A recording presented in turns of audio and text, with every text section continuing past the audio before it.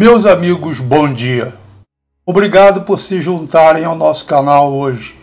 Estou extremamente honrado em compartilhar com vocês a minha experiência de mais de 55 anos no campo da Bíblia hebraica.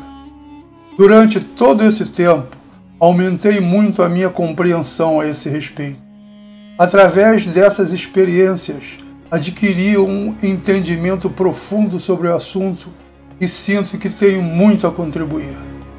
Neste vídeo, pretendo compartilhar minhas experiências com vocês sobre a Torá, mas sempre me mantendo estritamente dentro das tradições milenares que os seus sábios nos legaram, sem incluir nelas as minhas opiniões pessoais. Manterei também os fatos históricos e neste trabalho será respeitada a história de Israel, conforme as mais recentes pesquisas realizadas pelas universidades daquele país e seus eminentes pesquisadores. Então, vamos começar. Bom dia. Temos visto nos últimos tempos uma quantidade cada vez maior de pessoas que se tornam ateias, principalmente aquelas ligadas às tradições da Bíblia hebraica, que se baseando principalmente nas mais recentes descobertas da história de Israel, e que fundamentalmente divergem das histórias apresentadas originalmente por ela, se decepcionam e largam as suas crenças. Pude notar que isso é devido principalmente a um profundo desconhecimento do que é realmente o Deus bíblico e os reais fundamentos das tradições da Torá, inclusive dos próprios cientistas que fazem as pesquisas das universidades. Aqui no Brasil vejo uma grande quantidade de estudiosos do assunto que, apesar de estarem em cargos bastante importantes em universidades do ponto de vista acadêmicos, difundem conhecimentos das mais recentes descobertas em Israel, mas demonstram total ignorância, inclusive se apresentando como autoridades da Bíblia, já que pertencem às estruturas de universidades, porém demonstrando não terem qualquer entendimento dos mais elementares fundamentos da Torá e seu Deus, falando verdadeiras barbaridades e demonstrando uma falta de conhecimento que não deveria ser observado em pessoas nestas posições, principalmente externando completo desconhecimento da Bíblia hebraica e se apegando a conceitos da Septuaginta, interpretações gregas equivocadas e revelando total desconhecimento da língua hebraica e aramaica, coisa que para serem estudiosos do assunto deveriam, sem sombra de dúvida, conhecer. Adicionalmente, as tradições e a literatura paralela da Bíblia hebraica, que faz parte integrante do vasto conhecimento do que se denomina Torá, no seu amplo senso. Quanto aos clérigos e teólogos de modo geral, não são observados tais fenômenos de abandono de suas crenças, pois muitos possuem uma fé inabalável, mas na maioria das vezes, infelizmente embasados em conhecimentos teológicos equivocados, mas na grande maioria dos casos, as suas intenções estão direcionadas para outros objetivos e não no Deus de Israel, a história de seu povo ou da humanidade. Quanto menos se souber, melhor. Só aqueles conhecimentos relacionados aos interesses de suas ovelhas. Vamos começar hoje uma série de vídeos, na forma de capítulos, que conterão assuntos associados com as metáforas e hermenêutica da Torá, que estarão em total ortogonalidade com as descobertas recentes dos pesquisadores, principais arqueólogos dos principais sítios de Israel e historiadores das principais universidades daquele país. De modo geral, muitas pessoas têm se decepcionado com as divergências entre os textos bíblicos e os fatos históricos que tiveram lugar naquelas terras, sem saber exatamente o que é a Bíblia hebraica, seus objetivos e principalmente a sua natureza. Vamos tocar em assuntos da hermenêutica bíblica nunca levantados em outros trabalhos de outras origens, mas em poucos casos já mencionados por nós em alguns dos nossos vídeos anteriores.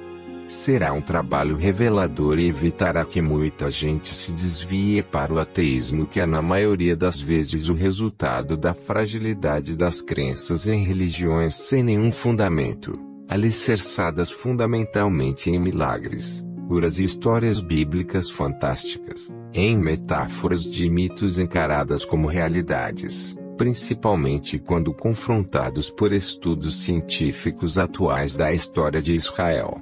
Este será um trabalho sério, totalmente de acordo com a tradição da Torá e sem ferir nenhuma descoberta nova sobre a história de Israel. Veja-se que não há necessidade da revelação de uma hiperinteligência universal ao qual chamamos de Deus, seja feita desde o início da criação de todo o universo, por ela mesma. Podemos, sem nenhum problema, termos descoberto a sua existência por nós mesmos, assim como fizemos com todas as outras descobertas em toda a nossa existência, e nem por isso essas descobertas sejam inferiores. Veja-se que a física, a matemática e seus resultados, as engenharias e todas as suas ciências e tecnologias, sejam elas a eletrônica, elétrica, química e outras, são completamente eficazes, nos permitindo construir televisores, computadores, robôs com inteligência artificial, naves espaciais, aceleradores de hadrons e todas as maravilhas tecnológicas que temos nos dias de hoje. Só profundos conhecimentos nos permitem realizar tais feitos, e essas descobertas foram feitas por nós mesmos. Aparentemente nenhum Deus nos revelou diretamente seus princípios. O próprio Midrash, quando conta a história de Terash e seu filho Abraão, paralelamente imbricado ao final do capítulo 11 de Bereshit, Gênesis, esclarecendo, menciona que Terah encerrou Abraão quando ele nasceu em uma caverna para protegê-lo de Nimrod, que desejava matá-lo, e quando ele cresceu, ao sair da caverna, viu o sol, pensou que este seria o criador de tudo, passando pela lua e outros objetos, até concluir que nada disso seria Deus, e acabou descobrindo como um ser único, por pura conclusão de suas reflexões, adotando-o como seu, e foi encontrá-lo só com a idade de 75 anos. Se desejarem ver esta história, está desde o começo do segundo vídeo de nosso canal. Vejam que com isso a própria Torá sugere que Deus seja uma descoberta do homem e que foi metaforizada no personagem Abrão, personagem já existente nas antigas tradições de Canaã, para nos trazer na forma de relato o que aconteceu com a humanidade, ou mais precisamente com o espírito humano, durante séculos e por muitos povos diferentes. Nos últimos 40 anos tenho acompanhado intensamente as pesquisas realizadas em Israel por eminentes cientistas de famosas universidades como Universidade Hebraica, Universidade de Haifa, Universidade de Tel Aviv, Bar-Ilan e outras de igual importância, em historiografia, historiologia e arqueologia das terras de Israel e espalhados por todo o mundo, como universidades da Alemanha, Reino Unido, Canadá, Estados Unidos e outros de igual importância. Acompanho por todo esse tempo trabalhos importantes como os de Israel Finkelstein, Amiel Mazar e outros, e nada tem me espantado das diferenças que existem dos relatos bíblicos com os apresentados por todos os pesquisadores modernos. Pode parecer paradoxal, mas me espantava muito as pesquisas realizadas por pesquisadores e arqueólogos do século XIX e alguns do início do século XX que confirmavam as histórias relatadas nos textos bíblicos. Inclusive, quando muito jovem, li obras como A Bíblia Disse a Verdade e A Bíblia Tinha Razão, que confirmavam histórias bíblicas que sabidamente seriam impossíveis de terem acontecido. Inclusive buscavam a localização de alguns lugares físicos como o Jardim do Éden, Arca do Dilúvio Universal, relatos da localização do encontro de Caim, com marca e tudo, já com um buraco de caminho circular bem acima de sua cabeça, por ter andado no mesmo lugar por séculos. Não acreditei em nada do que eles falavam. pois desde muito jovem e orientado pelo meu pai, que era um homem muito culto e versado nestes assuntos, que contribuiu muito com a minha cultura, eu já tinha as minhas próprias ideias a este respeito. E lá se vão mais de 60 anos de meus estudos sobre a Torá, no seu amplo senso, pois principalmente na minha casa tínhamos uma considerável quantidade de livros a esse respeito. Quando descobriram já há bastante tempo, não sei quando, mas, já há talvez uns 30 anos atrás, que não houvera nenhuma mudança significativa em Canaã e que não haviam vestígios de uma chegada de um grupo grande naquelas terras, cerca de 3 milhões de pessoas, entre homens, mulheres, velhos e crianças do Êxodo, provenientes do Egito, nem de nenhum outro lugar, a não ser os povos do mar, os filisteus, muito mais tarde outros de menor importância, oriundos da falência da Idade do Bronze, que se havia constatado que as populações continuavam sendo as mesmas e que só algumas populações pequenas mudaram do sedentarismo para o nomadismo, fruto de revoltas nas cidades-estado como Ai, Jericó, Atsor e outras que passaram a viver nos campos. Verificou-se que os israelitas na verdade seriam filhos da própria terra, Canaã, e que na verdade, nada de excepcionalmente grande e novo envolvendo muita gente havia acontecido. Vi que em programas de televisão foram entrevistar religiosos, sábios em Israel e perguntaram a eles se isso abalaria sua fé. Receberam como resposta: a fé nada tem a ver com isso. Isso repousa no fato de que a Bíblia na verdade não tem nada com história arqueológica, tem a ver com o espírito humano. A Torá retrata o espírito humano, sem com isso estar revelando fatos históricos que em seus textos, são na realidade metafóricos. Os sábios de Israel de diferentes épocas, sempre as disseram em suas obras da Antiguidade, Idade Média e de últimos séculos que a Torá não é um livro de história, mas durante todo esse tempo, centenas e talvez milhares de pesquisadores e teólogos insistiram e alguns ainda hoje insistem que ela retrata fielmente a história do povo hebreu. Qualquer rabino de um nível mais elevado sabe muito bem que as histórias da Torá podem ser reais, mas em uma dimensão intelectual bem diferente da que estão acostumados a pensar ser. Já há algum tempo começaram a ficar evidentes, com provas contundentes que o que os sábios antigos falavam era pura verdade, que a Torá não representa a história física do povo judeu e nem da humanidade, coisa que os estudiosos científicos da Bíblia hebraica deveriam saber por as terem lido, tratando-se de metáforas e histórias mitológicas que contam a história de dimensões importantes. Mas deve ficar claro que mito não quer dizer mentira, sendo a definição da Wikipédia muito importante para o estabelecimento do seu contexto. Um mito é uma narrativa de caráter simbólico e magético, ou seja, o mito não é uma realidade independente, mas evolui com as condições históricas e étnicas relacionadas a uma dada cultura, que procura explicar e demonstrar, por meio da ação e do modo de ser das personagens, a origem das coisas. Vejam que parece absurdo, mas na realidade os mitos fazem parte da própria ciência, como é o caso da física teórica, que é a mais pé no chão das ciências, perdendo apenas para a matemática. Veja-se que na física clássica não se pode, na análise de um simples princípio como na termodinâmica da pressão dos gases, mostrar imagens reais apelando para bolas elásticas ricocheteando nas paredes dos recipientes em que estão confinadas, onde as suas velocidades representam as temperaturas, sendo que na mecânica quântica, a imagem do modelo é mais abstrata ainda. Vemos com isso que na própria definição teórica de muitos elementos na ciência atual, lançamos a mão de mitos que hoje chamamos de modelos para, através da matemática apropriada e raciocínios lógico-matemáticos em deduções precisas, levantar as grandezas físicas relacionadas com os fenômenos, como no caso presente a pressão dos gases e toda a sua física.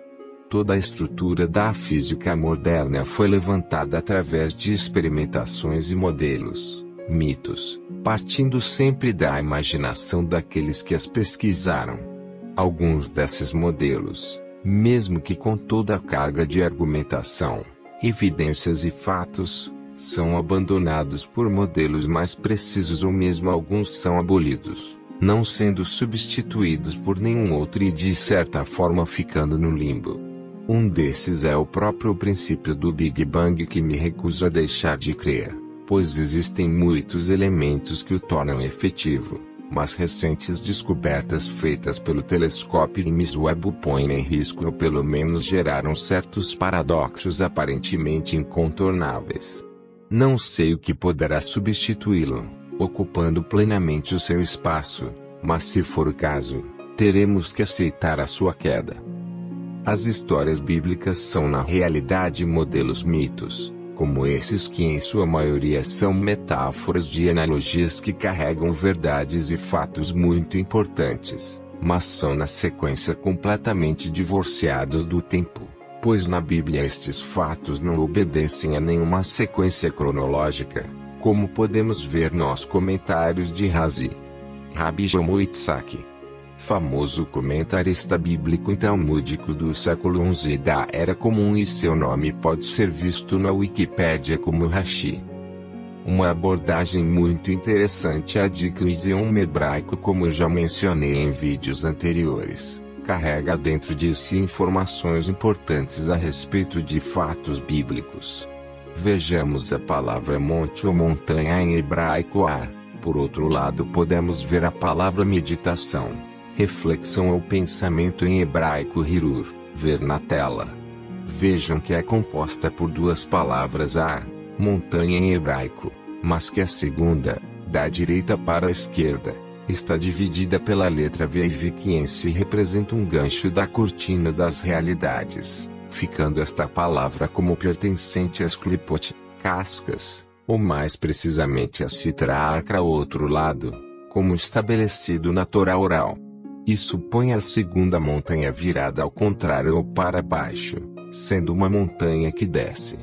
Podemos ver então que, quem quer que tenha subido ou descido uma montanha, a Torá sugere como subindo-a em pensamento, através de meditação e reflexão em níveis mais elevados de suas mentes e posteriormente, trazendo os conhecimentos para o nosso mundo material. Convém ressaltar que esse outro lado, o lado maligno da existência, na dialética da Torá não é por si só uma propriedade intrínseca, mas um artifício criado por Deus para a evolução do mundo.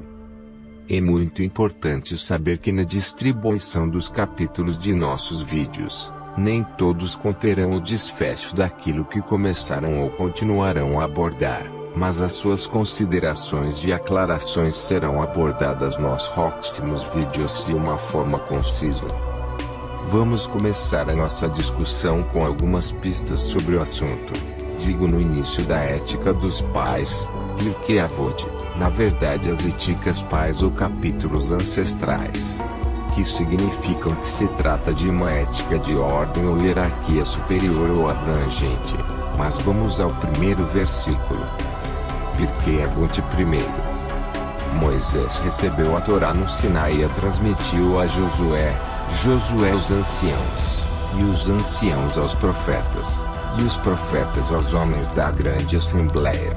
Eles disseram três coisas: seja paciente na administração da justiça, crie muitos discípulos e faça uma cerca ao redor da Torá.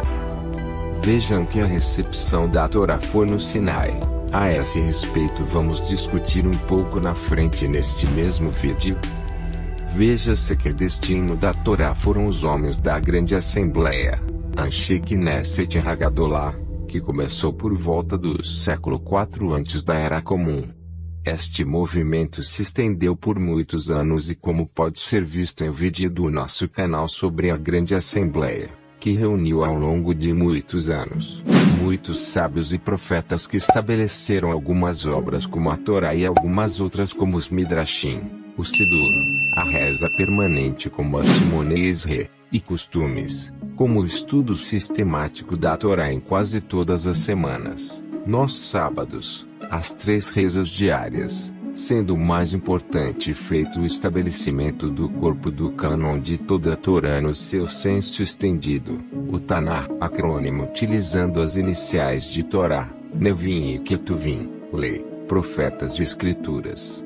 Podemos ver nos livros de Esdras e Neemias, relatos sobre a Torá e os Midrashim, em hebraico, é claro. Eminentes cientistas de hoje referem-se à edição da Torá como pertencente a este período da história. Isso confirma o texto do Pirkei Avot de que o destino da revelação do Sinai desembocou na grande assembleia.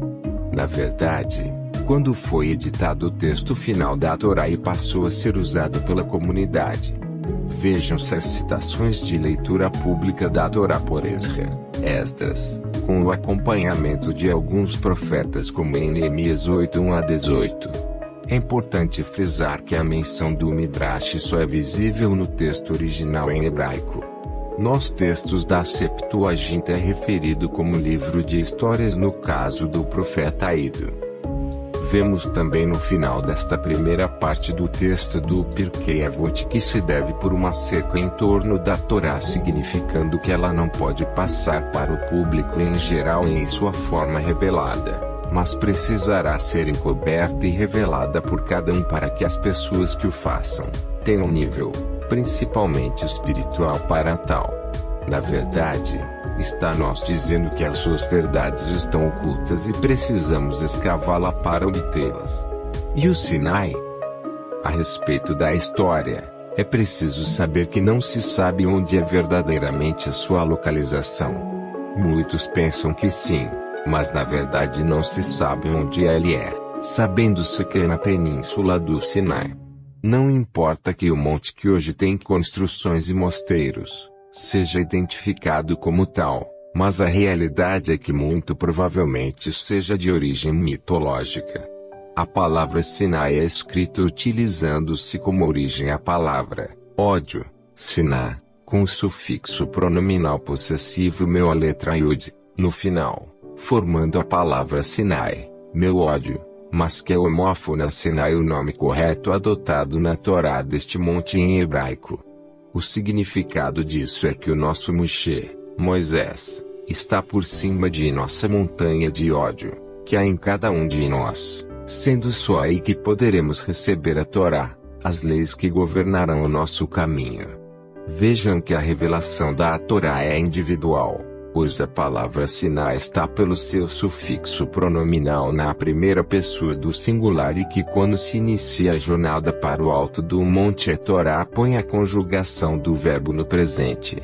O presente do hebraico que menciona é o presente de algo que está ocorrendo naquele instante, informando ao leitor que ele, o seu Moshe, está subindo o monte no exato instante em que ele lê a Torá. Isso em qualquer ponto de nossas vidas e em que século ou milênio for. Com isso ela sugere que é você que esteja subindo o monte naquele instante em que lê a partir dali. A Torá é magistral. Veja-se que o princípio do qual as palavras reflexão e pensamento como derivadas da palavra monte ou montanha é bastante elucidativo e serve perfeitamente como hermenêutica para se chegar ao verdadeiro significado do acontecimento da subida ao monte Sinai, principalmente por Moshe, Moisés, que é declarado por Batia, a princesa do Egito, como retirado das águas, ou seja, como veremos mais tarde, a água representa o conhecimento e tendo saído do Nilo, representando como saído da cultura egípcia, significando que esse elemento, Moshe, Moisés, é proveniente da cultura egípcia, mas completando a figura estava protegido pela arca de juncos e betume que sua mãe construiu. Precisa ser esclarecido neste momento que a cultura egípcia não se refere ao Egito Antigo, mas há uma nação profética no qual a sua forma de pensar é restrita, centrada e escravizada pelo seu ego, o faraó, conforme já mencionado acima. A Torá usa como artifício a imagem do Egito em que as pessoas eram extremamente egocêntricas, para estabelecer o seu modelo da nação profética. Na verdade, a Torá é uma obra de profecias e desde o início da sua grande jornada na Parashá Lech-Lecha, vá para ti, com Abraão saindo da sua terra, até o final de todo o texto até a chegada nas terras de Canaã e além. Só são profecias. Veremos isso durante toda esta sequência de vídeos que perdurará por algum tempo. Veremos que os nossos tempos estão incluídos nelas. Está acontecendo hoje. Não pense que são as profecias que estamos acostumados a ver nos livros dos profetas, mas elas estão na própria Torá, Pentateuco, que fala de nossos dias, encobertas por estarem em textos extensos, mas também estão imbricadas com as profecias de Daniel, Ezequiel e muitos outros profetas. Isso ficará claríssimo e muito revelador. Importante é ressaltar que a cultura desta nação profética, a nação egípcia, é uma alusão a uma cultura que viria. Vejam as nossas construções modernas, os nossos shopping centers, o ideal de nossas residências, supermercados etc. Todos grandiosos como as suas construções magníficas, de igual magnificência de nossos egos exatamente como as pirâmides e construções do Egito. Somos atualmente do ponto de vista das restrições, como o significado da palavra Egito, matize, restrito, e a contrapartida de seus ideais, o protótipo metafórico do Egito bíblico com Faraó e tudo. Obrigado por assistir. Espero que tenham gostado deste vídeo e tenham absorvido mais um pouco deste assunto. Se gostaram, por favor, deixem um comentário abaixo, compartilhem com seus amigos e ativem o sininho. Se quiserem ver mais conteúdo como este, inscrevam-se no canal para receber atualizações regulares. E não se esqueçam de seguir-nos nas redes sociais para ficarem por dentro de todas as novidades. Mais uma vez, obrigado por assistir. Será dada continuidade a este assunto nos próximos vídeos. Shavua Tov, boa semana.